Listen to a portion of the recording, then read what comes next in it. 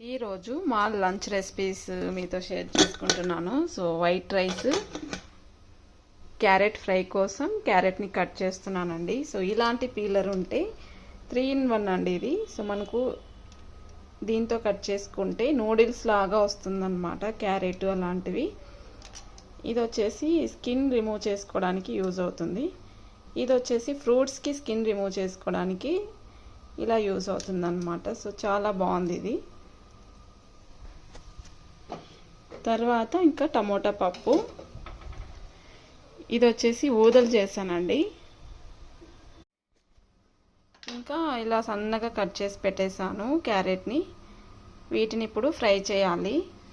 ఈరోజు మా lunch recipes ఇదే అన్నమాట. సో చాలా సింపుల్గా రెగ్యులర్గా చేసుకునే కర్రీస్ అండి. సో క్యారెట్ ఫ్రై అలాగే పప్పు కాంబినేషన్ చాలా బాగుంటుంది కదా. సో మీరు ఈ కాంబినేషన్